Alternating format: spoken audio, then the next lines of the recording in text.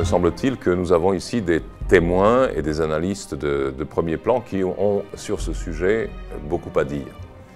Je connais ces deux garçons depuis un certain temps, depuis assez longtemps, et ce qui nous a évidemment rapprochés, c'est ce souci commun, cette destinée commune au fond, d'être soit né, soit né à une certaine conscience, comme l'a été Jacques Hogar, dans cette région du sud-est de l'Europe, que sont les Balkans occidentaux, l'ex-Yougoslavie.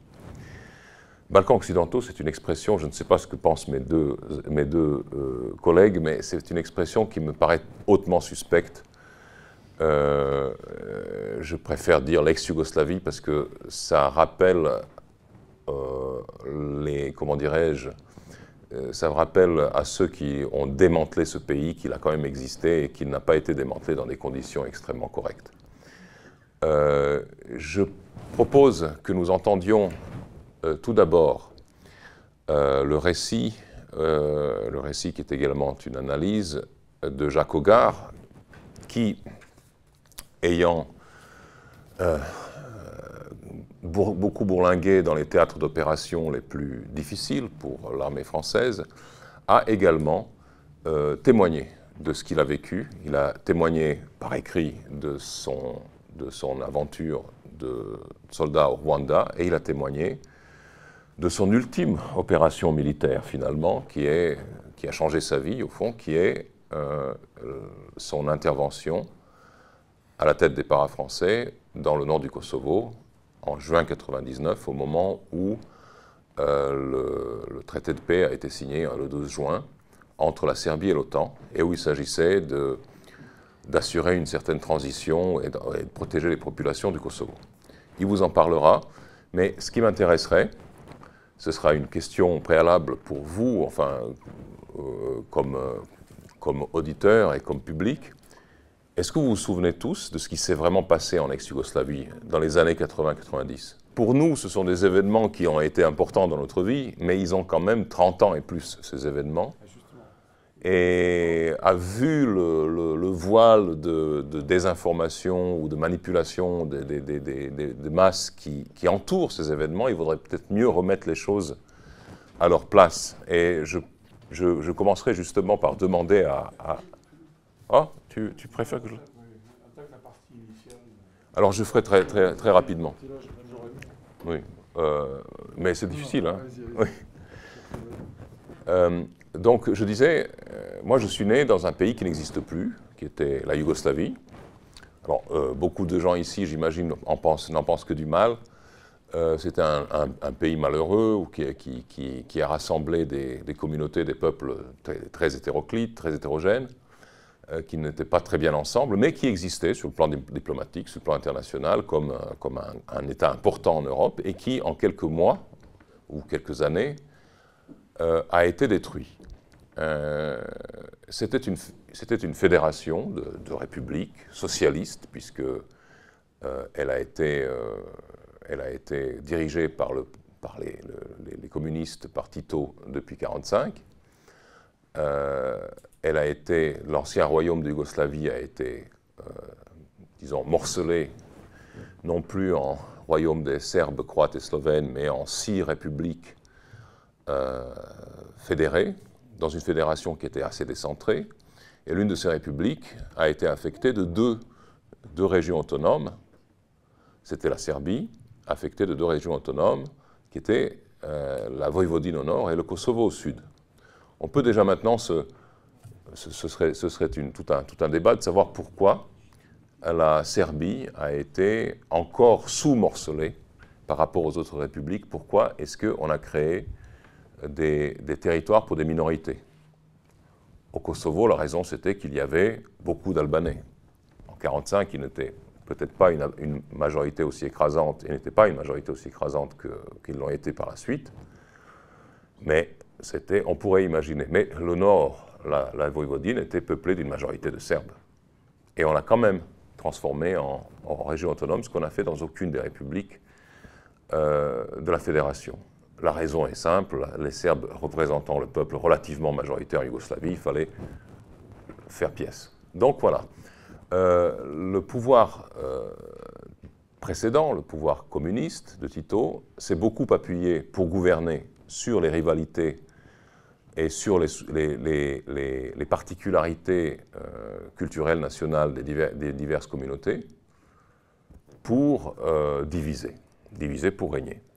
Ce qui fait que lorsque ce pouvoir s'est affaibli, lorsque Tito est mort, le pays s'est engagé sur la pente d'une séparation, ou en tout cas d'un remaniement, mais sans doute que ce remaniement brutal à la faveur d'une guerre civile ne serait pas intervenu aussi vite ni aussi brutalement sans les événements de la fin des années 80, c'est-à-dire sans l'effondrement de l'Union soviétique. La Yougoslavie était un point de passage, État fondateur du mouvement des non-alignés, donc un État qui se voulait un petit peu entre les deux univers. Et au moment où l'Union soviétique s'est effondrée, le bloc occidental, les États-Unis en premier lieu, l'Allemagne également, ont saisi l'occasion pour affirmer leurs prétentions, leur pouvoir sur cette région. Nous entendrons, je pense, ensuite nos deux autres intervenants témoigner de ce que c'était qu'une Europe sans la présence de la Russie, sans aucune présence de la Russie pratiquement à la fin des années 80, et combien le monde a changé depuis. Mais à l'époque, donc, on ne pouvait pas compter sur la Russie, et c'est un des facteurs qui ont fait que c'est en gros l'Occident, l'Allemagne et les États-Unis qui ont retaillé la carte des Balkans occidentaux, de l'ex-Yougoslavie, à leur guise et à l'aide des alliés qu'ils avaient sur place. Alliés dont seuls les Serbes ne faisaient pas partie. Voilà, donc nous avons eu une guerre civile violente au début des années 90, qui a commencé formellement en Croatie, avec le soulèvement des Serbes de Croatie contre le nouveau pouvoir élu en Croatie, qui était un pouvoir ultranationaliste, qui se référait très fortement à des antécédents historiques sinistres, qui étaient ceux de l'État Oustachie de 1941, un peu comme aujourd'hui en Ukraine. Et puis ensuite, on a eu la sécession de la Slovénie au nord, mais il ne faut pas oublier que tous ces phénomènes de sécession, de contestation de la légitimité de la Yougoslavie, ces phénomènes ultranationalistes ont commencé et se sont terminés finalement en 1999 au Kosovo. Et c'est là que, dans ce chaudron bouillant, que va arriver en 1999 notre ami le colonel Hogar avec une mission qui peut-être qu'il mettra, je pense, un certain temps à comprendre dans sa vraie nature et à assumer pleinement, n'est-ce pas, Jacques? On a passé rapidement sur la Bosnie-Herzégovine, qui a été il y a eu bien sûr la Croatie dont Slobodan vous a parlé, et puis la Krajina en particulier. Sujet d'ailleurs qui a inspiré Slobodan un excellent roman que je vous recommande qui s'appelle Le Miel et qui est paru chez Gallimard, l'édition prestigieuse dont le nom m'échappe à l'instant. NRF. Non, mais Slobodan, au secours. NRF. La blanche. Voilà, la collection blanche de Gallimard. Alors,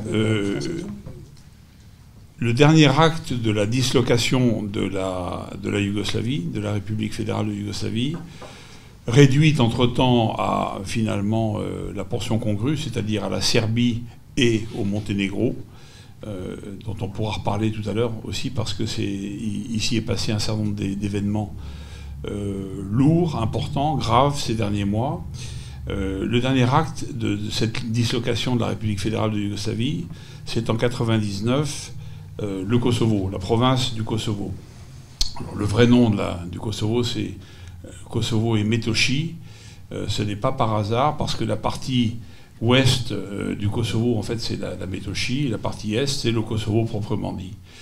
Le tout constituant une province serbe qui est, comme l'avait dit notre excellent ami Dusan Batagovic, aujourd'hui décédé, qui fut un grand universitaire serbe, un grand historien serbe, mais aussi ambassadeur de Serbie à Paris pendant un certain nombre d'années, indépendamment de son poste d'ambassadeur en Grèce et de son poste d'ambassadeur au Canada. Dusan Batagović avait défini le Kosovo comme la Jérusalem serbe, en fait le cœur historique, identitaire, spirituel, culturel de la Serbie.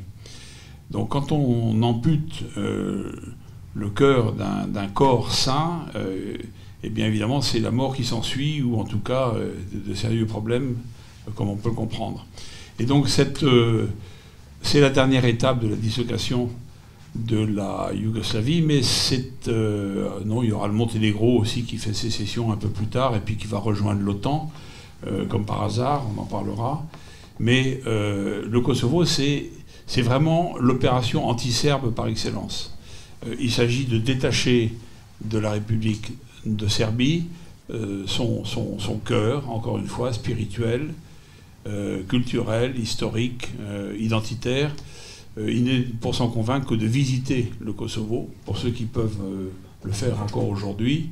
Moi, ce n'est pas mon cas, et ce n'est pas le cas de mes deux amis présents ici, parce qu'il y règne un pouvoir arbitraire, un pouvoir totalitaire qui fait qu'on n'aime pas beaucoup les gens qui n'ont pas le même avis que la mafia actuellement au pouvoir dans cette province.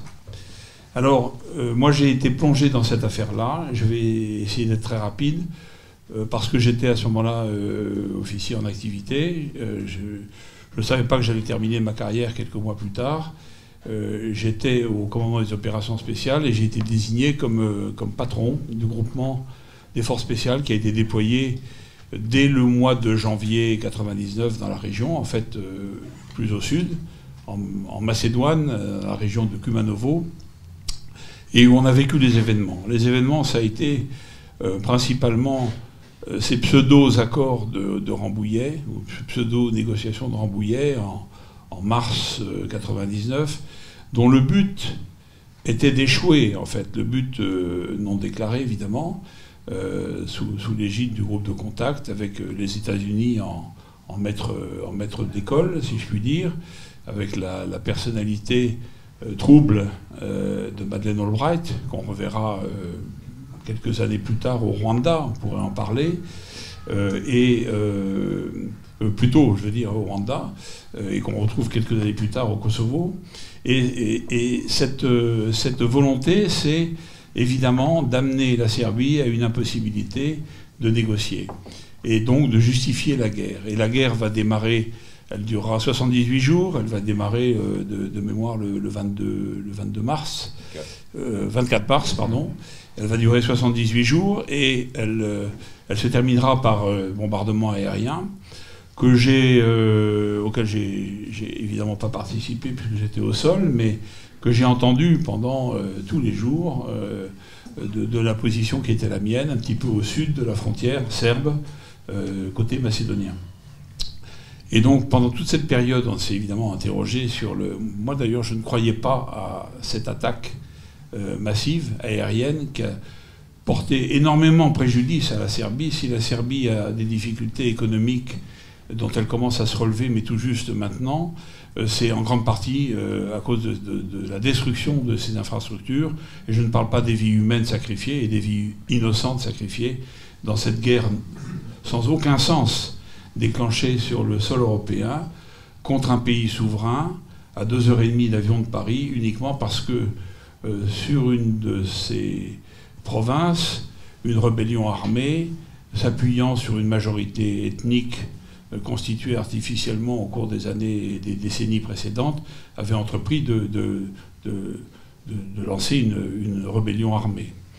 Et en réalité, je dirais que le contact avec le Kosovo a été pour moi en deux étapes. La première, c'est à Paris. Mon père, qui était un officier général en retraite, m'a donné son avis sur la question. Ce qui m'a amené à dire je ferais mieux de peut-être aller vers une destination africaine. D'abord, je connaissais beaucoup mieux les opérations africaines que dans les Balkans, où j'avais jamais servi. Et mon père m'a dit, tu n'en fais rien parce que tu ne te dérobes pas, on ne se dérobe pas à une mission comme celle-là. Et si tu n'y vas pas, quelqu'un d'autre prendra ta place qui n'aura pas nécessairement le discernement. Et le discernement, c'est une chose très importante dans ces opérations un peu compliquées.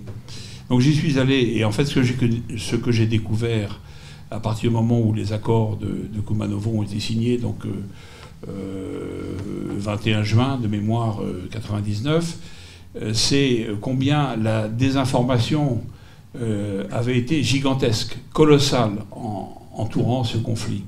Alors maintenant, ça commence à se dire de plus en plus. Il y a eu, je crois, d'excellents articles du Monde il y a 1 an ou 2 maintenant qui sont parus sur cette question, qui ont rappelé la manipulation de l'opinion occidentale à propos de cette question du Kosovo, dès septembre 98 d'ailleurs, avant tout ce qui a suivi, en particulier les fameuses discussions de Rambouillet, et puis bien sûr le déclenchement de la guerre. Mais ça, je m'en suis aperçu très vite sur le terrain, confronté à, je dois dire, bon, d'un côté l'État serbe, présent à travers son administration, les maires, les préfets, l'armée, la police, avec qui j'ai eu affaire dans un premier temps. Et puis, bien sûr, de l'autre côté, la rébellion albanophone, l'UCK, rébellion qui était d'ailleurs défaite militairement quand nous sommes arrivés sous fanion de l'OTAN, fin juin 99. C'était une armée de guérilla qui était exsangue. Si l'OTAN n'était pas intervenue, je pense qu'on n'était pas loin pour les Serbes de régler le problème de manière définitive par un retour de l'ordre au Kosovo et de la légitimité de la souveraineté serbe au Kosovo. Ça n'a pas été le cas, évidemment, puisque nous sommes intervenus. Et j'ai très vite compris aussi le double jeu des grandes puissances de l'OTAN. C'est là aussi que j'ai réalisé pour la première fois de ma vie de soldat français que l'OTAN n'était pas tout à fait ce que j'avais appris que cette organisation était. L'OTAN avait un sens à l'époque de l'Union soviétique, du moins vu de notre point de vue occidental. Elle n'en avait plus à partir du moment où elle se transformait en bras armé de la puissance américaine pour disloquer ce qui restait d'un pays européen et dont le communisme avait disparu et était totalement éradiqué. Lequel pays faisait en même temps un retour sur lui-même extraordinaire vers son histoire, sa tradition chrétienne en particulier. Voilà, donc ça c'est vrai que j'ai été particulièrement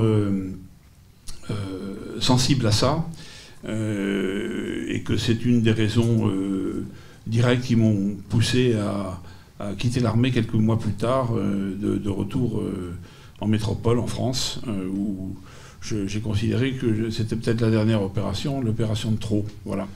On peut s'en réjouir jusqu'à un certain point, puisque ça veut dire qu'il n'y a pas de conflit ouvert, il n'y a pas de guerre, Dieu soit loué, et donc c'est moins intéressant pour les médias de faire état de construction identitaire, de bisbille à droite à gauche, de discussion sur y a-t-il génocide ou non à Srebrenica ou autre part. Ce qui sont des problèmes tout à fait sérieux et des questions tout à fait sérieuses, et encore une fois, moins sérieuses, Dieu soit loué, je le répète, qu'une guerre. D'un autre côté, je partirai du titre de cette conférence ou de cette conférence-débat, à savoir les Balkans occidentaux, et je me joins à Despot, à Slobodan, qui n'aime pas trop ces dénominations qui est bureaucratique, technocratique, bruxelloise, enfin ça ne veut rien dire du tout. Effectivement, c'est les États de l'ancienne Yougoslavie, et encore que même ces dénominations-là ne me plaisent pas trop, puisqu'il y a un État, parmi ces États qui existaient avant la Yougoslavie, en fait il y en avait 2, mais les 2 étaient serbes. La Serbie existait bien avant la Yougoslavie. Je ne parle pas de la Yougoslavie communiste, mais c'est de 1918. Et le Monténégro, bien évidemment. Il n'y avait pas de Croatie, il n'y avait pas de Macédoine. Et a fortiori, pas de Bosnie-Herzégovine en tant qu'État souverain et indépendant. Mais il est un fait, 30 ans après, c'est effectivement une paix fragile, une paix très fragile, qui n'est pas passé au stade de guerre, encore que, et je vais vous rappeler certains épisodes qui ont lieu en Macédoine en 2012 ou en 2015, qui étaient de fait un conflit armé entre des populations albanaises et la police, on va dire, slave macédonienne, mais ça n'a pas dégénéré.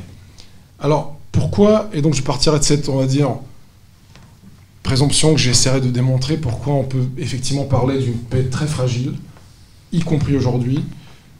La raison principale de cet état de fait réside dans le constat que tout a été fait de manière désastreuse quand il s'agit de la gestion de la crise yougoslave qui a débuté en 1990, ou plutôt 91, avec, alors on va dire, comme on veut, la sécession de la Slovénie et de la Croatie, ou la déclaration unilatérale d'indépendance, peu importe, qui a eu lieu le 25 juin 91.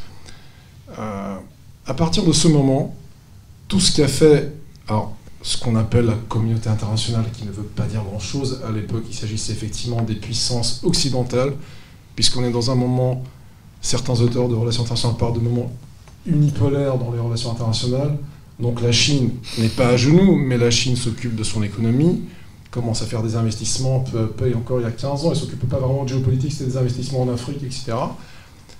La Russie, elle, était à genoux. Malheureusement, il n'y avait pas d'équilibre dans les relations internationales, et effectivement, il y avait un gendarme mondial, c'était les États-Unis, et puis l'Europe occidentale qui le suivait, bon an, mal an, mais le suivait de manière relativement docile. Et pendant ces 30 ans, on va dire pendant ces premières 10 années, jusqu'en 2000, 2005, peut-être même 2008, avec la sécession du Kosovo, il y avait un regard tout à fait particulier, unilatéral, et très subjectif sur la crise yougoslave. Et quand Slobodan Despot vous demandait, c'est ce qu'il fallait rappeler les choses, même si, alors là peut-être ce sera très prétentieux de ma part, mais même si vous saviez des choses, il y aurait de fortes chances que ces choses-là auraient constitué un savoir pas tout à fait correct ou juste ou exact, puisque la propagande, et je choisis mes mots, la propagande, généralement on accorde ce mot aux puissances de l'Est, etc., mais il est bien présent et bien vif ici aussi. La propagande occidentale a été assez comment dire, féroce, brutale et efficace à la fois. Et d'ailleurs, des livres ont été écrits sur le sujet, je ne vais pas revenir là-dessus, tout a été très très bien documenté. Alors, qu'est-ce qui s'est passé? Encore une fois, il s'est passé que, avec la fin du communisme, cet État communiste n'a pas eu de chance de survivre, surtout qu'il n'y avait jamais eu de lien dans la fédération yougoslave, si ce n'est Tito et le communisme en tant que tel. Et une fois ce lien disparu, cette cohésion disparue, toutes les rivalités de ces nations, de ces ethnies ont refait surface, et ça s'est traduit par la volonté farouche des Slovènes, et surtout des Croates, de faire sécession, de constituer un État indépendant, ce qui s'est fait donc 25 juin 1991. Et c'est là en fait que l'Occident intervient, et parmi les puissances occidentales, un pays en particulier, c'est l'Allemagne, qui a poussé à cette époque, de manière très forte, à ce que ces sécessions soient reconnues. Et c'était un grand débat, une grande discussion, même une grosse dispute entre, à l'époque, la diplomatie française et allemande, entre Kohl et Mitterrand, qui par ailleurs avaient une relation très amicale, entre Genscher et, si je ne me trompe pas, Roland Dumas, mais vous pouvez me corriger, sur le fait de savoir, fallait-il reconnaître ces sécessions ou non. Et là, les Français, moi j'avais à l'époque, pas à l'époque, plus tard quand j'ai fait mes études, mais j'ai eu l'occasion de parler à Jean Musitelli, qui était un des membres de la cellule élyséenne diplomatique, qui avait Hubert Védrine avec lui, et puis Pierre Morel, qui était par la suite ambassadeur en Chine, et qui m'avait dit, on avait des disputes très franches avec les Allemands, et on leur disait, si vous faites ça, si vous reconnaissez la sécession de la Slovénie et de la Croatie, sans qu'il y ait un accord général sur les frontières, sur le droit des peuples à disposer d'eux-mêmes, etc., etc., il y aura une guerre. Et il disait, Genscher, Kohl, il disait, oui, on sait qu'il y aura une guerre. Mais alors, leur argument, c'était qu'il y avait une grosse minorité croate en Allemagne et ils faisaient pression sur eux, etc. Bon, c'était pas vrai, évidemment, mais bah, ça valait ce que ça valait. Et effectivement, la guerre a été enclenchée et effectivement, la Bosnie a suivi très vite. La Bosnie, en 92, dans un référendum finalement qui n'a pas été légal, puisque les Serbes de Bosnie n'ont pas participé à ce référendum, avait déclaré l'indépendance. Alors, que faire? Et donc, c'est parti comme ça. Mais le problème ne s'arrête pas là. C'est-à-dire, c'est parti comme ça, mais le problème, c'est que ça a duré et que on a introduit à l'époque un principe qui n'en est pas un, à savoir 2 poids, 2 mesures. Et vous avez des tas d'exemples où ce principe, que je répète qui n'en est pas un, de 2 poids, 2 mesures, a été établi, a été pratiqué. Moi, je vais en citer 1 ou 2 ou 3, ça dépend si d'autres me viennent en mémoire. Ça fait longtemps que je n'ai pas traité ces sujets, même si j'avais beaucoup écrit à l'époque, enfin à l'époque de mes études, sur ces questions. La commission Badinter, 91-92, donne des avis, alors il y en a une dizaine, mais les 3 premiers avis, donc décembre 91 et janvier 92, sont des avis de principe. Premier, elle dit voilà, la Yougoslavie est dissoute, elle n'existe pas en tant qu'État, ce qui n'était pas tout à fait vrai, puisqu'à l'époque où il rentre cet avis, vous avez 4 des 6 républiques fédérées qui sont toujours réunies. Serbie, Monténégro, Bosnie-Herzégovine, Macédoine. Et aucune volonté d'indépendance qui est affichée. Bon, ils disent ce qu'ils disent, peu importe. Passons. Et le 2e et le 3e avis qui dit en substance, à la question qui a été posée par le gouvernement serbe d'époque, bon, soit, les Croates ont droit à la sécession, au droit des peuples à l'autodétermination, les Slovènes pareil. Est-ce que ce droit vaut pour les Serbes de Croatie? Et a fortiori pour les Serbes de Bosnie-Herzégovine qui constituent une très forte, alors pas la majorité, il y avait 44% de musulmans et 33% de Serbes à l'époque en 91. Et là, la commission Badinter dit non. En fait, non, les Serbes, tout ce qu'ils peuvent avoir en Bosnie, c'est le statut de minorité. Alors, ce qui était paradoxal et désastreux et complètement ubuesque, puisque en même temps, quand l'avis est rendu, et si je ne m'abuse, c'est un 29 janvier 92, 2-3 jours, enfin, je pense que c'était fin janvier de toute manière, en même moment où l'avis de la commission Badinter est rendu, et l'avis dit les Serbes en Bosnie peuvent être qu'une minorité, et avoir les droits d'une minorité, en même moment, vous avez une constitution bosniaque en vigueur qui dit qu'il y a 3 peuples constitutifs en Bosnie-Herzégovine. Les musulmans, les Croates, enfin plutôt les musulmans, les Serbes et les Croates. On va par ordre décroissant. Bon, ce qui est une aberration, encore une fois. Et en gros, ça se termine par l'idée que finalement, les titulaires du droit à l'autodétermination ne sont pas des peuples, mais les républiques fédérées au sein de la Fédération yougoslave. République dont jamais les frontières ont été fixées de manière légale. Il n'y a aucun acte légal, sauf pour une frontière, entre les républiques, les 6 républiques yougoslaves, qui a fixé les frontières, qui sont une invention plus ou moins faite par les communistes, par le pouvoir communiste, à Yaritz, etc., de 43 à 45. Donc, la commission Badinter dit non, finalement, ce peuple, ce droit, qui dans son nom dit droit des peuples à l'autodétermination, n'est pas un droit des peuples, mais bien un droit des républiques fédérées, plus ou moins inexistantes en droit. Passons, là encore. Il y a pire. C'est qu'après avoir dit qu'il n'y a que les républiques fédérées qui ont droit à l'autodétermination, on en est arrivé à quelques années plus tard, une décennie et demie plus tard, au fait que même une province autonome, qui est la province du Kosovo-Metochi, pourrait aussi avoir droit à l'autodétermination, qui est tout à fait contraire à ce que disait la commission Badinter, qui déjà, en tant que telle, n'a pas fait un travail, juridiquement parlant, extraordinaire. Bon. Ça, c'est un des exemples d'incohérence, pour ne pas dire d'application du principe de poids de mesure. Vous en avez d'autres. La Yougoslavie d'époque, la République fédérale de Yougoslavie, qui était constituée par la Serbie et le Monténégro à partir de 92, s'est vu infliger des sanctions assez sévères, économiques, en raison du fait, soi-disant, son armée était intervenue en Bosnie, ce qui n'était pas vrai. Effectivement, la Serbie finançait l'armée de la République serbe. Ça se sait, c'est documenté, c'est pas un mystère. Et heureusement que ça s'est fait, puisqu'elle n'aura pas eu des financements de manière différente. Et en même moment où la Yougoslavie s'était fait punir pour avoir financé l'armée de la République serbe, donc des Serbes de Bosnie, vous aviez des brigades entières de l'armée régulière croate en Bosnie-Herzégovine. De l'armée régulière croate. C'était pas du financement, c'était pas des mercenaires, c'était pas des volontaires, c'était l'armée régulière. Personne n'en a jamais parlé, et bien évidemment la Croatie n'a subi aucune sanction pour cet agissement qui est bien pire, à la limite, au regard du droit international, que ce qu'a fait la Serbie, qui a finalement aidé son peuple de l'autre côté de la rivière Drina, du fleuve Drina. Et je pourrais continuer ainsi en vous citant des exemples et d'autres exemples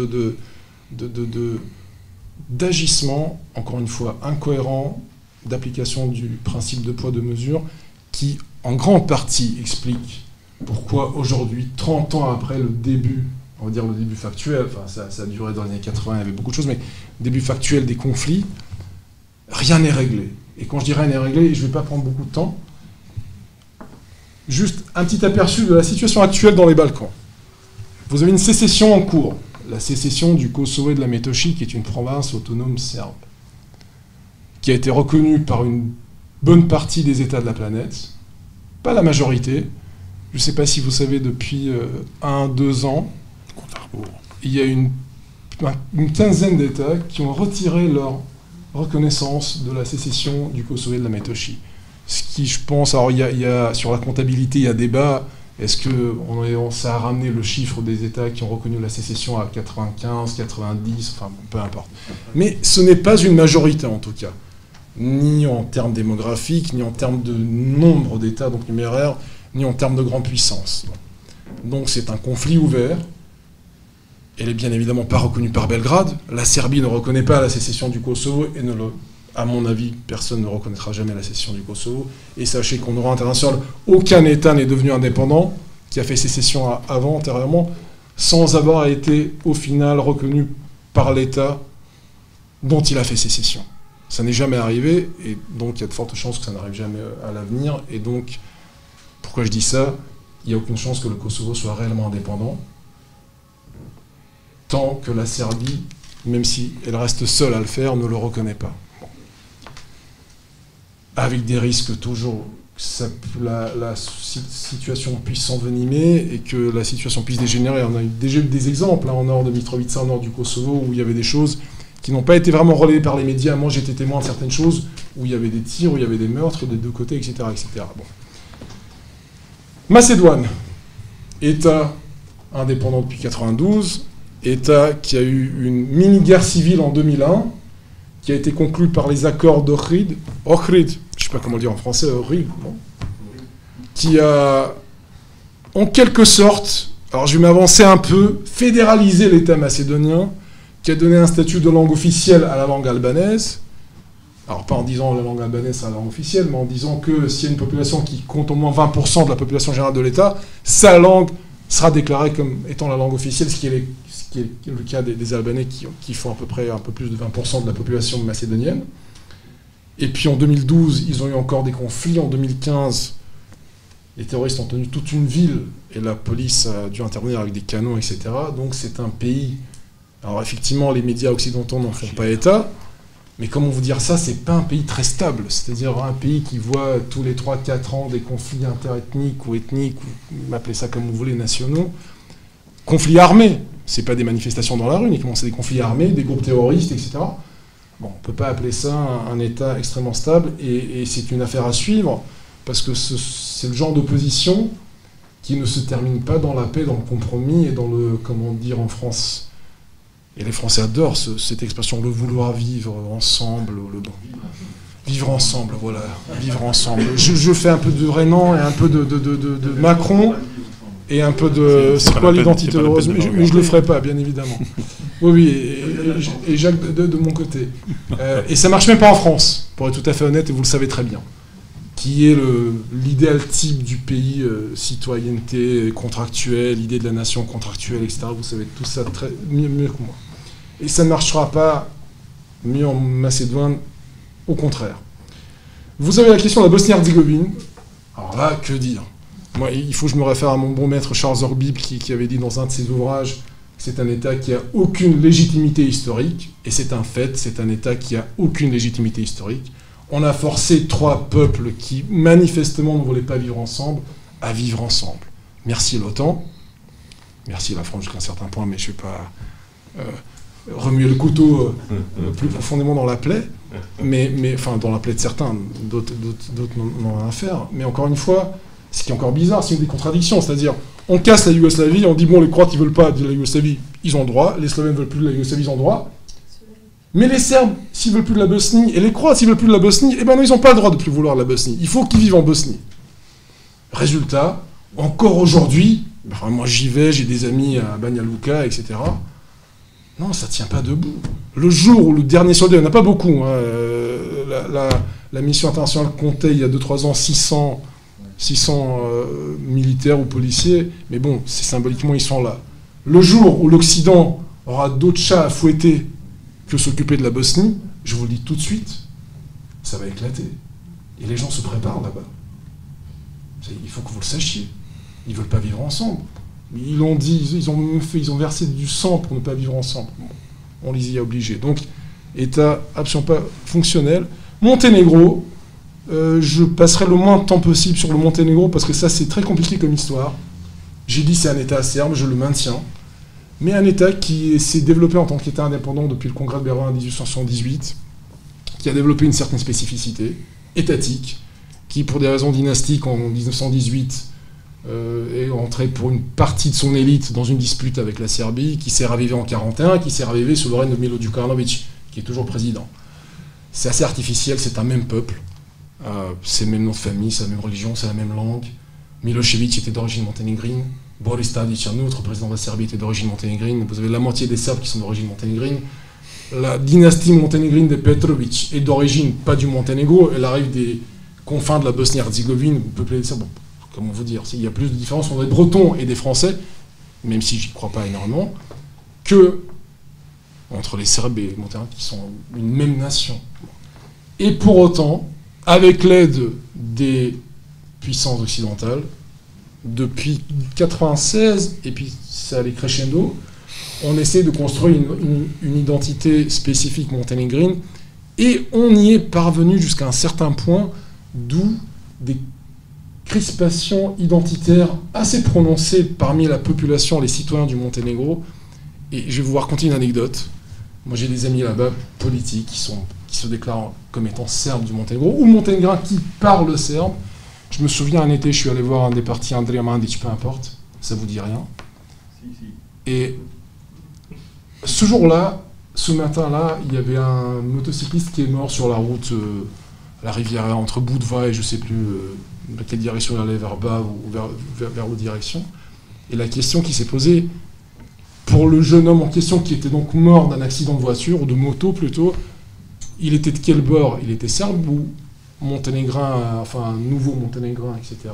C'est-à-dire il s'était mis à compter qui aura le plus de bonhommes qui vont rester, enfin quand quelqu'un meurt, même accidentellement, est-ce que ça amoindrit leur force ou non force à eux? Pour vous dire, c'est anecdotique, mais encore comme souvent les anecdotes, c'est très parlant. Donc c'est très crispé. Je ne dis pas qu'il y aura une guerre civile, je ne la souhaite pas, je ne pense pas, je ne vais pas non plus dramatiser la chose. Quand vous allez là-bas au bord de mer, ça ne se voit pas tant que ça, mais parfois les tensions se révèlent, et c'était le cas l'année dernière quand il y avait une loi qui devait être votée, qui a été votée d'ailleurs sur les biens de l'Église orthodoxe, qui a soulevé énormément de monde dans les rues du Monténégro, dans toutes les villes du Monténégro. Finalement, la loi a été abrogé parce qu'il y avait un changement de majorité au Parlement, très ténu, très fin, mais quand même un changement de majorité au Parlement, même si le président Djukanovic est le président qui était celui depuis... En fait, il a battu Kim Jong-un, hein, il est président, il est au pouvoir depuis 30 ans. Il est au pouvoir depuis 30 ans. Bon. Et je finirai là, je ne parlerai pas de la Croatie, parce que la Slovénie s'est sortie d'affaire en tant qu'État, alors je vais être tout à fait incorrect politiquement, en tant qu'État ethniquement homogène. Je sais que ça heurte les oreilles, alors peut-être pas ici, mais souvent de mes camarades français, ça heurtait beaucoup leurs oreilles quand je disais ça. Mais l'histoire montre que les États homogènes, culturellement, ethniquement, sont plus stables que ceux qui ne le sont pas. Me semble-t-il, peut-être que je me trompe, mais on peut parler de la Yougoslavie, on peut parler aussi de la France ces derniers temps, mais je ne vais pas ouvrir ce débat-là. Ce n'est pas le cas de la Croatie, pas d'une manière... enfin, en tout cas pas entièrement, puisqu'il y a une minorité serbe qui subsiste à 3%, ils étaient 14% en 91, ils sont 3% maintenant. Mais il y a ça et là des petites tensions, des jeunes Croates qui hurlent dans la rue on va pendre les Serbes, c'est arrivé il y a 2 semaines à Vukovar. Et chaque fois qu'il y a une commémoration d'une opération militaire croate, il y a ce genre de débordement. Bon. Mais on va dire que la Croatie s'est plus ou moins sortie d'affaire aussi. Donc vous avez une région où rien n'est réglé, où vous n'avez pas un seul État parmi les 4, donc je ne prendrai pas en compte la Slovénie ni la Croatie, je parle de la Bosnie-Herzégovine, de la Macédoine, du Monténégro et de la Serbie, pensant à la sécession de sa province au sud, où absolument rien n'est réglé. Pour finir, et j'ai essayé d'être bref, mais ça c'est mon côté prof à la fac, enfin maître de conf à la fac, c'est toujours... Ils essaient tous. Je termine vraiment. Si le moment, on va dire, unipolaire avait subsisté, peut-être qu'effectivement la Serbie aurait été cassée pour de bon, même si c'est petit mais c'est costaud, comme on dirait dans la pub française. Historiquement, ça a prouvé sa capacité à résister, même quand il fallait faire profil bas. Depuis 2005, 6, 7, 8, 2009, quand la Chine a commencé à vraiment peser sur les affaires géopolitiques, et quand elle a fait montre d'une volonté très ouverte, explicite, de peser sur les affaires du monde, pas économique uniquement, mais politique, elle est en train de construire son 3e porte-avions, je pense. Quand un pays se met à construire des porte-avions, il veut projeter la force. Un porte-avions, ça sert à rien d'autre qu'à avoir des capacités de projection de force. Jacques pourrait en parler beaucoup mieux et de manière beaucoup plus compétente que moi. Et puis à la Russie, qui a repris, me semble-t-il, une certaine part du rôle qu'avait l'Union soviétique à l'époque. Et un des exemples marquants de ce renforcement, c'est de l'intervention en Syrie.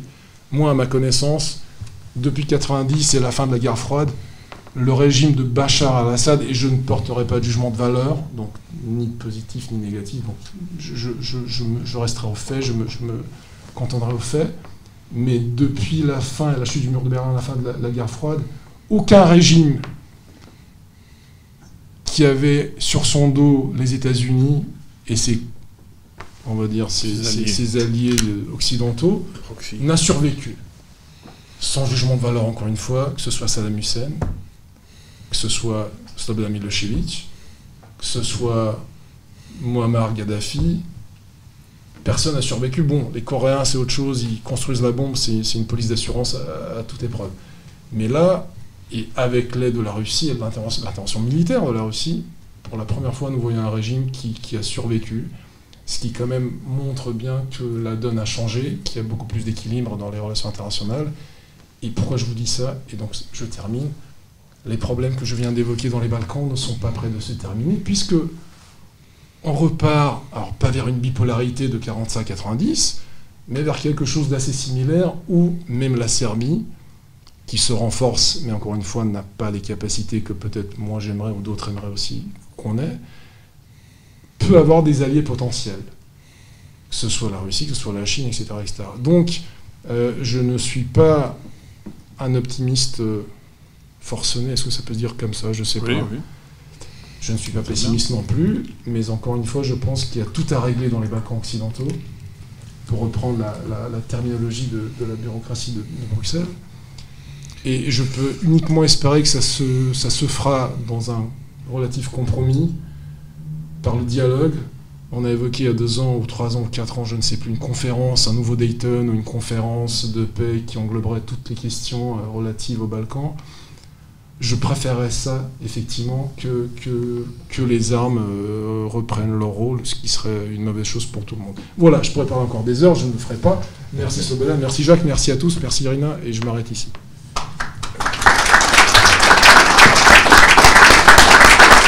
Juste une chose à rajouter au brillant exposé que nous a fait Miloš, en particulier quand il a évoqué le droit, et en particulier la commission Badinter, etc.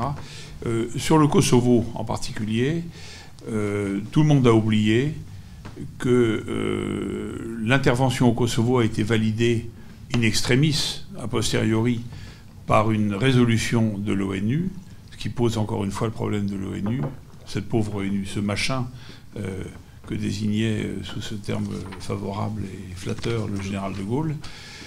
La résolution 1244 qui stipulait que le Kosovo devait trouver un régime, une certaine autonomie, etc., mais soulignait, et c'est plusieurs fois indiqué dans cette déclaration, que le Kosovo était une partie inaliénable de la République fédérale de Yougoslavie, entendez République de Serbie, qui est son héritière. Et ceci a été parfaitement violé, ignoré pendant de nombreuses années, et en particulier en 2008, quand la province, sous la férule d'Hashim Thaçi, criminel de guerre aujourd'hui emprisonné à La Haye pour y répondre de ses crimes, quand Hashim Thaçi a déclaré unilatéralement l'indépendance de la province. Je pense qu'il faut le rappeler parce que le droit international et l'ONU ont été bafoués de manière énorme, mais personne n'en parle. Voilà. C'est précieux que tu le fasses. Je voudrais simplement, avant de passer aux questions actuelles, vous livrer une anecdote sur le degré de déformation de l'information et donc du jugement au sujet de cette région, qui est l'un des facteurs qui font qu'aucune concertation juste et aucune décision juste ne peut intervenir. Parce que pour respecter l'équité, le droit de chacun sur le terrain, les intervenants extérieurs, je parle essentiellement des intervenants occidentaux, seraient obligés de réviser toute leur approche idéologique de cette région et donc d'admettre qu'ils se sont totalement fourvoyés. L'exemple que je vais vous donner, puisque le mieux c'est encore de témoigner de ce qu'on a vécu, c'est d'abord qu'il se trouve que j'ai fait partie d'un voyage exploratoire en novembre 92 en Bosnie, qui était organisé par Elie Wiesel, pour voir s'il y avait une réalité dans l'accusation d'existence de camps de la mort serbes où on aurait exterminé des Bosniaques musulmans. La mission d'Elie Wiesel et de sa ribambelle de journalistes s'est terminée par rien. Ils n'y ont rien trouvé, il l'a dit. Nous n'avons rien trouvé, ça ressemble à une guerre civile, à ce qu'on veut, mais pas au génocide nazi. Aucun média n'en a parlé de ce voyage, excepté que le directeur des informations de la deuxième chaîne française, de France 2 à l'époque, Jacques Merlino, si vous vous souvenez de ce nom, qui faisait partie de ce voyage, a été tellement scandalisé par l'ampleur de la désinformation qu'il a décidé de mener sa propre enquête sur l'origine de cette désinformation. Et il a publié un livre. Les vérités yougoslaves ne sont pas toutes bonnes à dire. À partir du moment où il a publié ce livre, qui est irréprochable, qui est une véritable enquête, qui est allé jusqu'à Washington interroger les agences de relations publiques qui façonnaient l'image de ce conflit, à partir de ce moment-là, sa carrière journalistique a été détruite. D'ailleurs, on n'en a plus parlé de Jacques Merlino, qui a été envoyé comme reporter à Pékin à l'époque où c'était punitif. Le deuxième exemple, bien des années plus tard, mais c'est toujours en liaison, Jacques a eu la bienveillance de mentionner que j'ai publié un roman sur cette région, qui est paru chez Gallimard, qui était très bien reçu, mais c'est un roman. Parce que j'avais compris à un moment donné que le seul moyen de témoigner honnêtement et de manière acceptable pour un public francophone de cette région, c'était la fiction. Mais les éditeurs donc, chez Gallimard m'ont demandé, lorsqu'on préparait le livre, qui donc se passe juste après l'expulsion des Serbes de la Krajina, ce qui est un épisode énorme. C'est en fait le plus gros nettoyage ethnique de cette guerre et dont on n'a pas parlé du tout. Juste après l'expulsion des Serbes de la Krajina en Croatie, c'est là qu'intervient ce roman et les péripéties qui y sont liées. Alors, chez Gallimard, quelqu'un m'a demandé, mais est-ce que vous pourriez écrire un préambule ou alors un codicile, une postface, pour donner le cadre historique des événements où ça se passe, pour que les gens comprennent ce qui arrive. Et j'ai dit, c'est une très mauvaise idée. Mais ils ont insisté. Alors j'ai fait 2 pages. Voilà, ça se passe, il y a eu ceci. J'ai raconté, en gros, ce que nous venons de raconter ici sur les origines de cette guerre et ce qui s'y est passé. L'équipe de chez Gallimard m'ont dit, mais attendez, mais c'est très tendancieux ce que vous dites. J'ai dit, mais je ne peux pas être moins tendancieux que ça. Je ne fais que rapporter des événements. Et je suis scrupuleux sur le fait que ce sont des événements. Que ces 250 000 personnes ont effectivement été virées de leur foyer en 4 jours. Et que des milliers de personnes ont disparu et que personne n'a été jugé pour ça. On ne peut pas le nier, c'est la réalité des faits.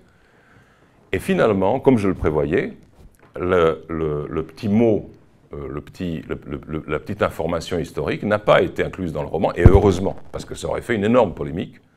Et sans ça, le roman s'en est tiré tout seul. Donc c'est vous dire à quel point le terrain est miné. Lorsque nous avons publié et puisque vous m'avez dit qu'il y avait des étudiants, hein. Vous êtes là, les étudiants, c'est bon? Allez voir un très beau livre, là-bas. Allez voir un très très beau livre, à mon avis le plus beau livre pour comprendre ce que c'est que cette région qu'on appelle administrativement les Balkans occidentaux et qui était le royaume de Yougoslavie et qui est la zone de transition entre l'Empire romain d'Orient et l'Empire d'Occident. Le plus beau livre qui ait jamais été écrit sur cette région, c'est Agneau noir et faucon gris de Rebecca West, l'écrivain anglaise. On considère que c'est l'un des plus grands livres de la littérature anglo-saxonne du XXe siècle. C'est un énorme livre de 1000 pages que nous avons publié à l'âge d'homme à l'époque, en traduction française. Rebecca West, qui était une femme scrupuleuse, qui a énormément étudié cette région, qui la connaissait bien, donne une bibliographie à la fin de son livre, en disant, voilà, si vous voulez compléter mon récit personnel subjectif par de la littérature académique, voici ce que je vous propose. Et elle ajoute une ligne en ouverture de sa bibliographie. Elle dit, certains lecteurs académiques seront peut-être étonnés de ne trouver dans cette bibliographie aucune trace de la plupart des livres qui sont donnés en référence aux étudiants anglais qui s'occupent des Balkans. Ceci pour la raison suivante que ce ne sont que des pamphlets politiquement orientés, commandités par les services. Je ne peux pas citer cette sous-littérature dans un livre sérieux. Or, c'est avec ça qu'on enseigne les diplomates et les historiens dans notre pays. Alors, je ne sais pas qui n'a pas parlé de la dictature en rapport avec la République socialiste fédérale, enfin non, fédérative plutôt d'Yougoslavie, mais il est un fait qu'elle est un peu moins totalitaire que l'Union soviétique, par exemple. Et vous prenez le cas de Milan Djiros, ce qui est intéressant, mais enfin lui, c'était la critique par la gauche du pouvoir. En fait, c'est le seul État communiste qui a mis en prison des staliniens. C'est encore un des paradoxes du comment appeler ça? Il y a des gens qui appellent ça du libéralisme communiste yougoslave. Alors c'est effectivement un pays qui avait déjà... Moi, je vous rappelle qu'en 1953, on avait quand même des accords avec des pays de l'OTAN, des accords défensifs avec la Grèce et avec la Turquie, qui avaient des armements qui venaient de l'Est, mais qui venaient aussi bien de l'Ouest. C'est un pays qui a dit non à Staline en 1948. Donc c'était un pays qui a su jouer sur les deux tableaux dans cette bipolarité mondiale et qui en a profité, je pense, assez facilement. Du coup, la facilité, ça se paye toujours, ça s'est payé en 90. Mais pendant ces 45 ans, il a su en profiter et c'était effectivement un pays très ouvert. Ceux qui en ont le plus pâti des geôles titoïstes ou communistes yougoslaves, ce sont les staliniens, les stalinistes de 1948 qui n'ont pas su dire non, enfin qui ne voulaient pas dire non, ou qui pour des raisons idéologiques ou émotives même étaient liés encore au grand camarade Staline. Donc c'est pour ça qu'il y a un côté un peu moins... On pouvait quitter. Et on pouvait quitter, même les dissidents, ils restaient... Alors moi j'ai des exemples de la vie universitaire. En 71 ou 74, les critiques envers la Constitution fédérale, etc., les gens ont quitté l'université, mais on les a fait installer dans des instituts de recherche avec des salaires relativement confortables pour l'époque. C'est-à-dire, personne n'a été mis vraiment en prison, sauf Mikhalo Djuric. Il y a un exemple, qui a fait 7-8 mois ou un an, je ne sais plus. Mais généralement, c'était pas une démocratie. Vous avez... Et je suis pas... Ne vous méprenez pas, je ne suis pas là en train de défendre la Yougoslavie communiste, je n'ai aucun ni bon souvenir, je ne pense rien de bien à son égard. Mais il faut dire la vérité, ce n'était pas un régime totalitaire comme pouvaient l'être des régimes de l'Europe de l'Est et de l'Europe centrale, des régimes communistes. Je reviens, je termine. Le compte des morts, bonne question. Alors ça, je ne veux pas trop m'avancer parce que c'est un peu honteux pour nous. Moi, j'avais fait ma thèse, entre autres, sur ça, et je regardais, effectivement, on n'a pas encore le décompte, enfin, pas encore, on l'aura jamais, si on l'a pas, je ne sais pas, 20 ans, 21 ans, 22 ans après, on l'aura jamais, mais le décompte officiel des morts civiles, on l'a pas. Alors, c'est plusieurs centaines, jusqu'à un millier, mais très honnêtement, je ne sais pas. On sait avec un peu plus de précision les morts de la police parmi les policiers et parmi les forces de l'armée serbe, qui tournent autour de 500, 600, etc. Mais pourquoi ça n'a pas été fait? Peut-être l'État ne pouvait pas le faire. Vous savez, vous faites la guerre. La partie dominante du monde vous fait la guerre. C'est 19 États, c'est des bombes, c'est des avions. Jacques, je dirais un mot. Bon. Pour le non-paper, enfin le non-papier, je laisse à Slobodan.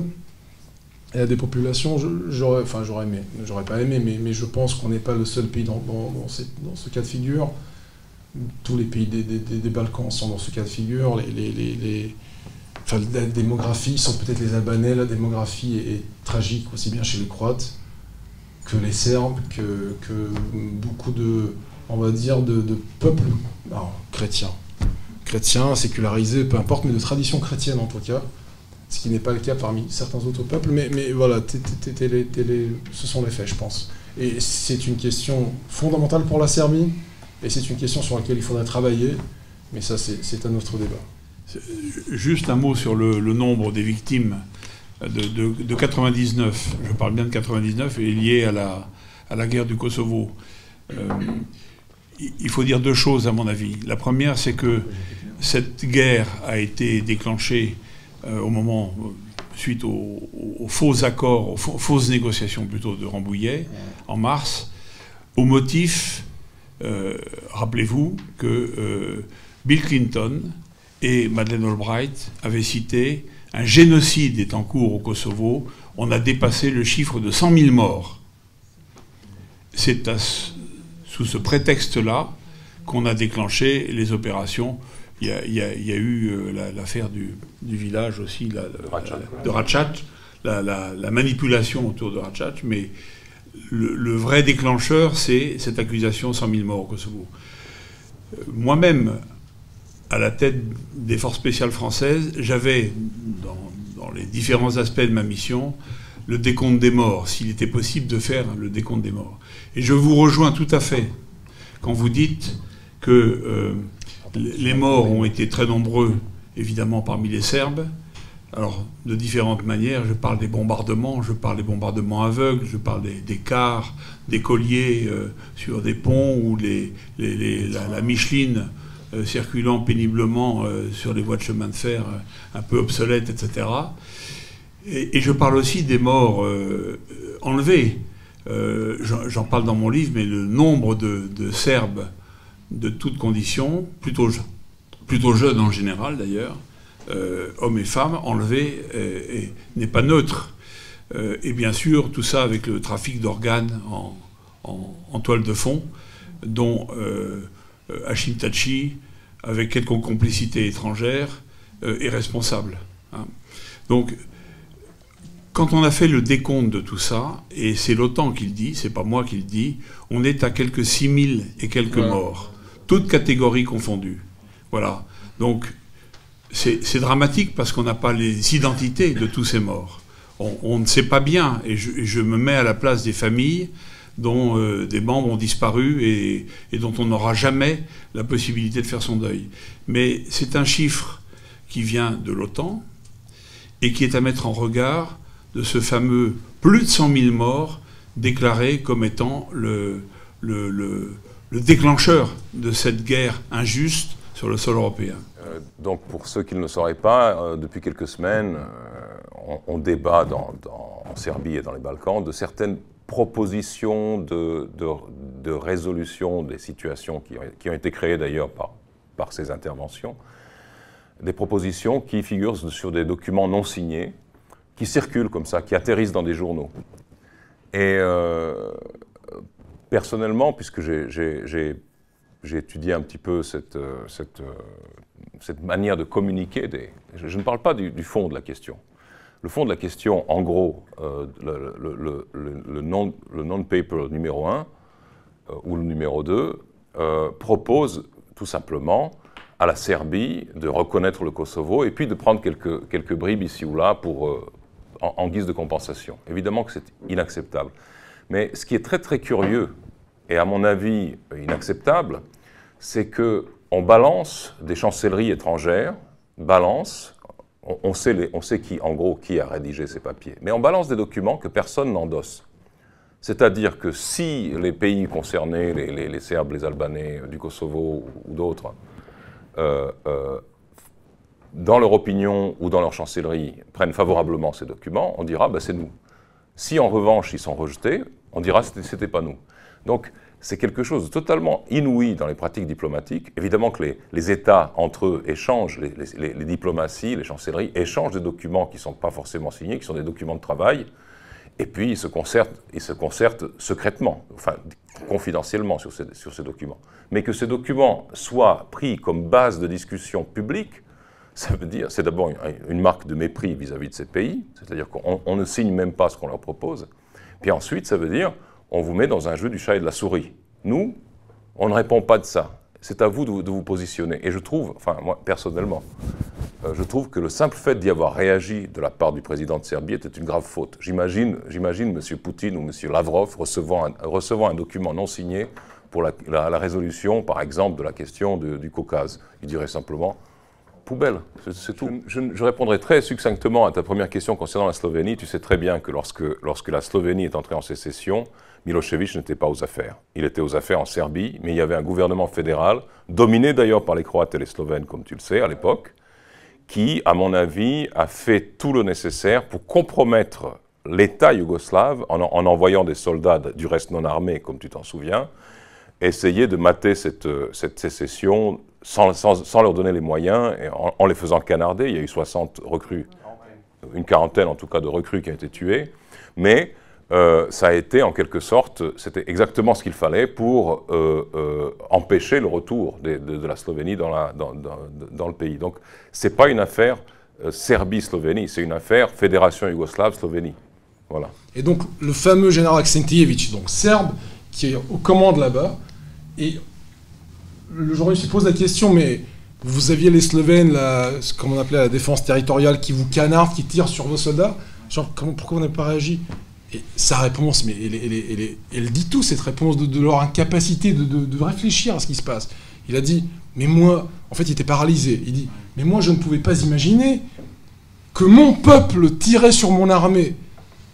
À savoir que les Slovènes, mon peuple, puisqu'on est tous yougoslaves, va tirer sur mon armée yougoslave.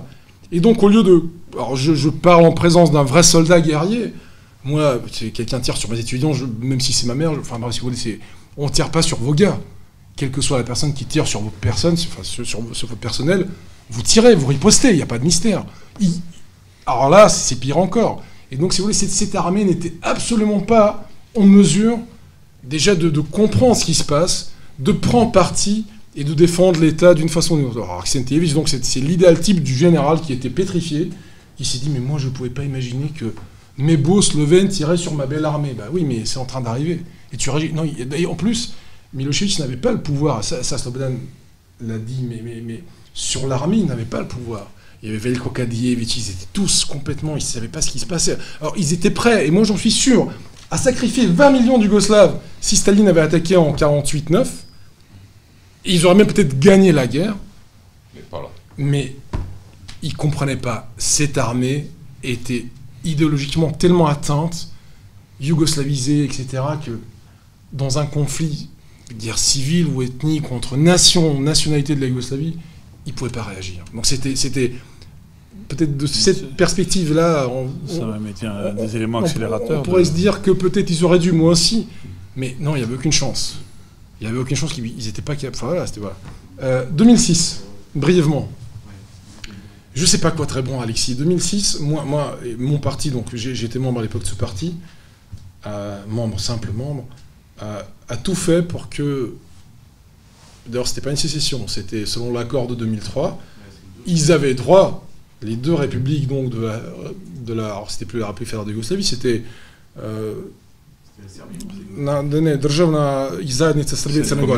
La communauté étatique, alors imaginez le nom déjà, communauté des États ou étatiques de Serbie-Monténégro, donc peu importe. Mais selon l'accord de la communauté d'État Serbie-Monténégro, les deux entités avaient droit à un référendum et droit à sortir. Évidemment, ça concernait uniquement Monténégro. Donc ils ont profité de ce droit qui leur a été donné. Un des partis en Serbie, dont j'étais membre à l'époque et dont je suis aujourd'hui encore membre et président, a fait campagne. On a mis des sous qu'on avait, ce qu'on pouvait, pour que le non gagne au référendum. Les autres partis serbes étaient plus ou moins, et moi je me rappelle très bien de ce que disaient à l'époque les gens du parti de Djindjic qui a été tué auparavant. Oh, ils s'en fichaient un peu, certains voulaient la Serbie indépendante, etc. Parce qu'il y a aussi... Alors, on rentre dans un débat, je suis vraiment désolé, on va vraiment essayer de débarager. Alors ça n'engage que moi, j'ai pas forcément raison sur ça. Parce que ce que je disais de l'armée, tout à l'heure, vaut pour une certaine partie du personnel politique serbe. C'est-à-dire alors,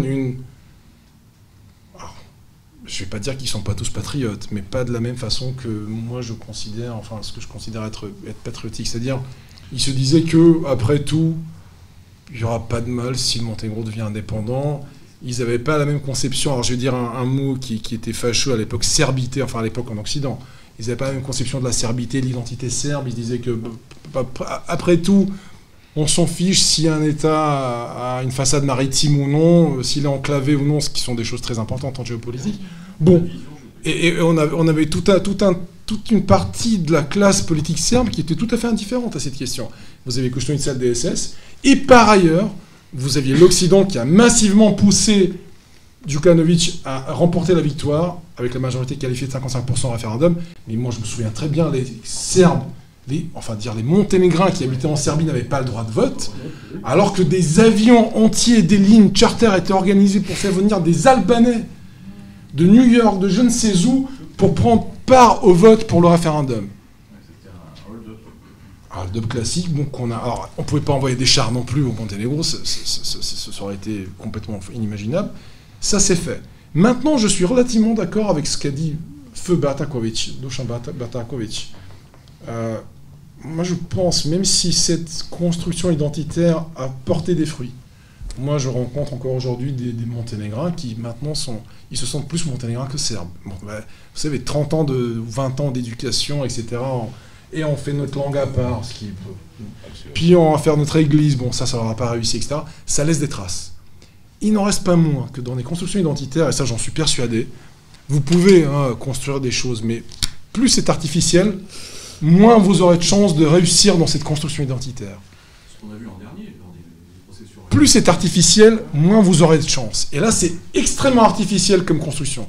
Et donc, moi, je me dis, d'ici 5, 10 ans, avec une politique, on va dire, sagement menée de la part de Belgrade, avec des méthodes d'influence, de soft power, ou ce que vous voulez, on pourra faire venir la balance dans le droit fil de l'histoire et de la vérité historique, à la limite. Est-ce que ça se fera? J'en sais rien.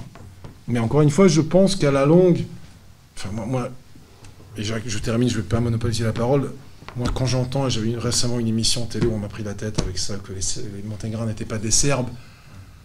Mais écoutez, franchement, c'est comment vous dire, c'est comme si on disait ça, c'est pas Jacques Hogarth, ça, c'est pas Slobodan Despot. Ben non, encore une fois, même langue, même nom de famille, tellement mélangé. Je vous dis là, j'ai oublié Karadžić tout à l'heure.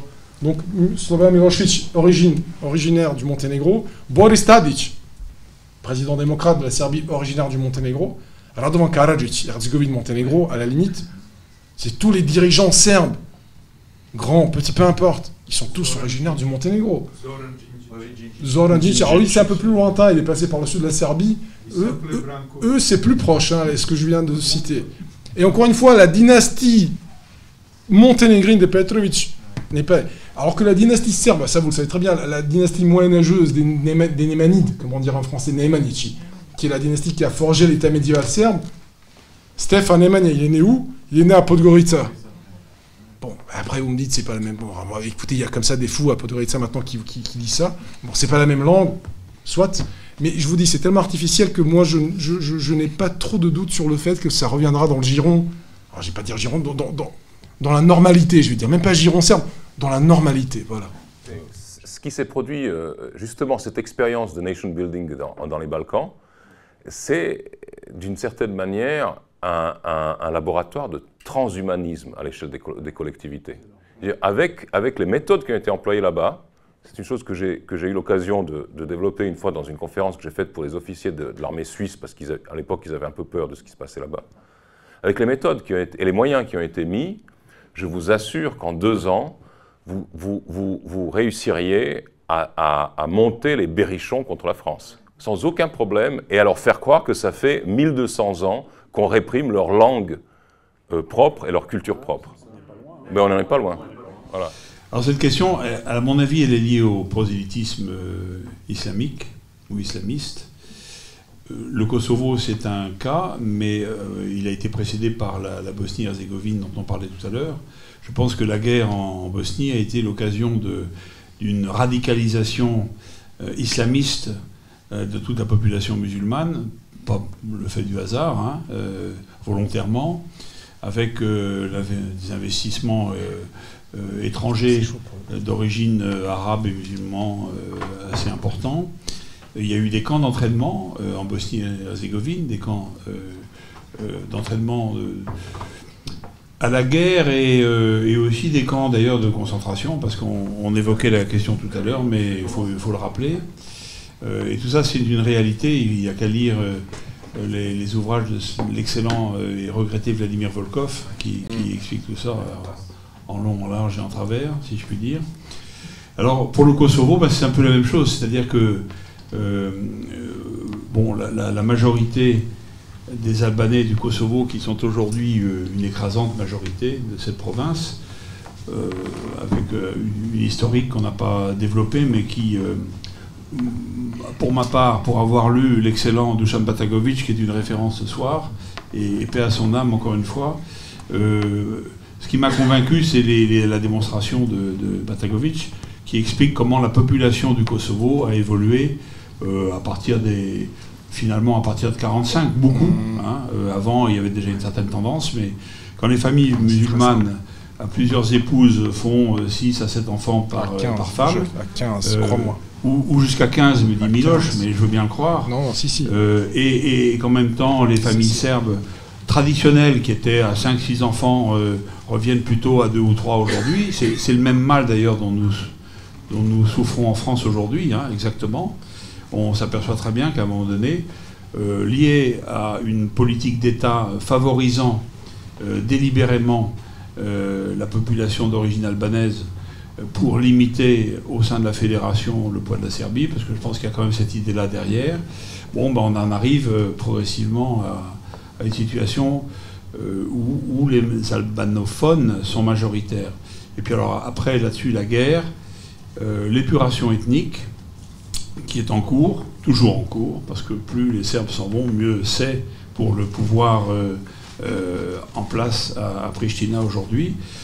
Et donc cette province qui n'a pas de capacité de revenus propre, à mon sens, réelle, est aujourd'hui soumise à tous les trafics. Donc ça s'est aggravé évidemment à partir de 1999 et puis de 2008 avec cette soi-disant indépendance. Et donc on a des investissements massifs des pays arabes et musulmans et pas les plus modérés sur la province. Donc on a vu d'ailleurs des monastères, des églises détruites par dizaines, peut-être par centaines, et on a vu des minarets fleurir avec des primes aux familles qui acceptaient de basculer dans un islam plus rigoureux que ne l'était l'islam balkanique, qui était depuis quand même, ça tu connais tout ça peut-être beaucoup mieux que moi, qui était quand même pas forcément un islam très rigoureux. Et donc c'est sur ce terreau que s'est développé je dirais le recrutement au djihadisme, au terrorisme islamiste, en particulier dès le déclenchement des événements qui ont secoué en particulier la Syrie, et un recrutement. On sait que le Kosovo, en tant qu'entité, je ne parle pas de la pseudo-république du Kosovo, mais la province du Kosovo-Metochi, en tant qu'entité géographique, a fourni le plus fort pourcentage, par rapport à sa superficie, de jeunes volontaires, tous évidemment albanais et musulmans. C'est un peu, les musulmans doivent être 80% à 90% de la population albanophone, et ils sont l'énorme majorité de la province aujourd'hui. Et donc cette population a fourni le plus grand nombre en proportion de djihadistes en Syrie. Alors se pose après le problème du retour de ces gens-là, parce qu'il y a des gens qui reviennent, évidemment, et qui constituent autant de facteurs de déstabilisation. Mais ça n'a rien d'exceptionnel, c'est comme chez nous. Je dirais qu'à partir du moment où on laisse revenir ces gens-là sur le sol de France aujourd'hui, ce qui est le cas, on dissémine des bombes potentielles à travers le territoire. Voilà. Le Kosovo, c'est tout petit, évidemment, à côté, mais la densité est telle que c'est un sérieux problème. C'est une épine enfoncée dans cette région balkanique dont la paix est encore une fois très fragile. Et c'est un facteur supplémentaire, je pense, de guerre et de violence. J'ai l'impression que tout ce que nous avons construit en Europe comme forme de société est aujourd'hui, et de communauté, est aujourd'hui mis en question et détruit de manière tout à fait délibérée et systématique. Donc, les Balkans étant un point, le ventre mou de l'Europe, une région qui est chroniquement instable, c'est là que l'expérience a commencé. Je ne pense pas qu'on soit un peuple plus divisé qu'un autre, même si c'est un lieu commun en Serbie que de dire ça, c'est faux. Vous regardez les Espagnols, la guerre civile, même les Français souvent. De Gaulle disait ça pour les Français très souvent. Mais sans rentrer dans le détail, je pense qu'on a eu tellement de discontinuité biologique, idéologique, etc., que ce genre de discontinuité qu'aucun autre peuple n'a eu à ce point.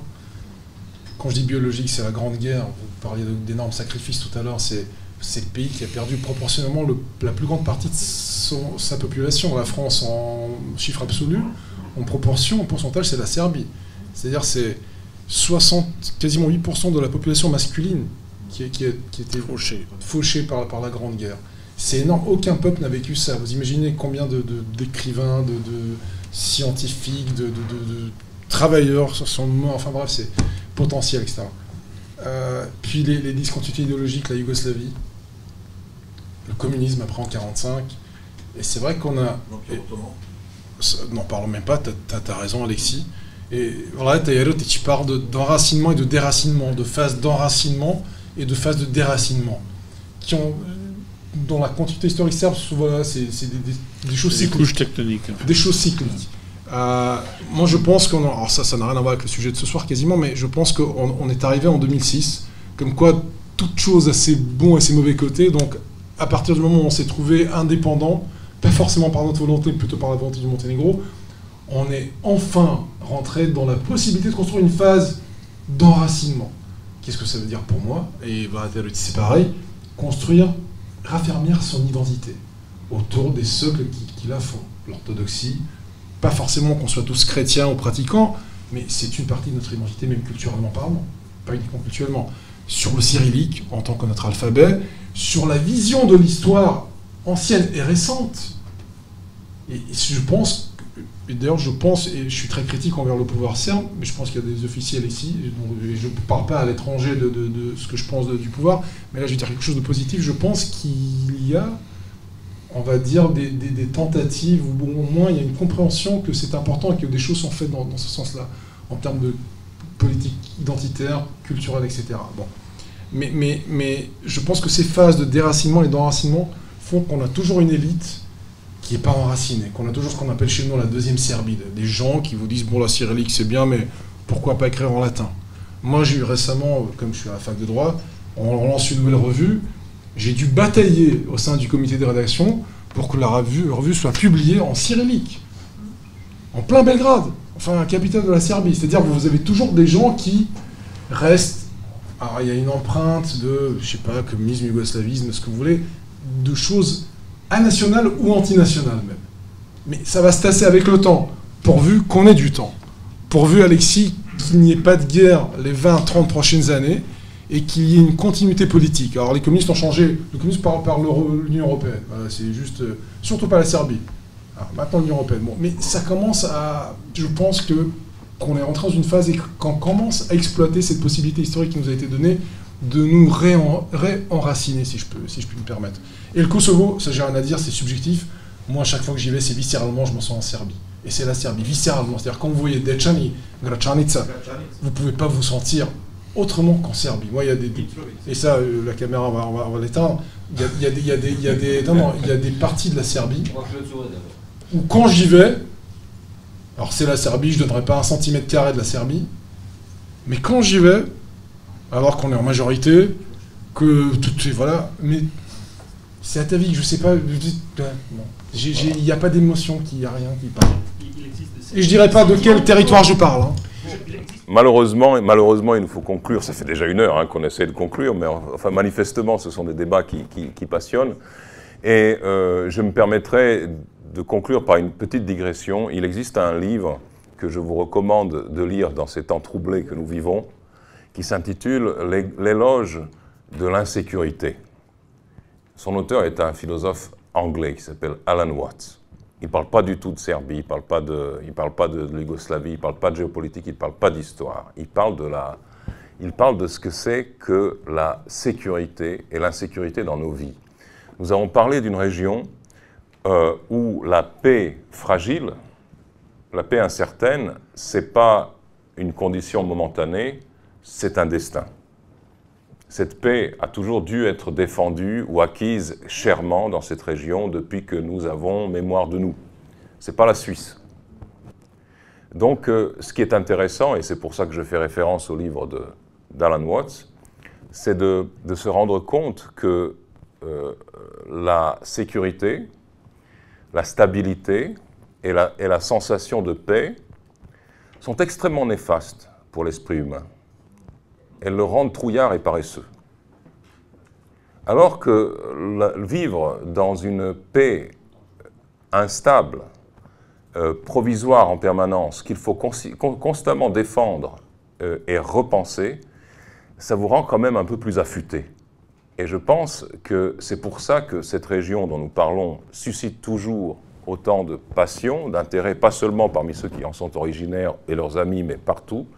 C'est parce que l'expérience humaine qu'elle vit depuis la nuit des temps, à la charnière des civilisations, est une expérience unique, tragique, héroïque et absolument humainement passionnante. Voilà. Merci beaucoup.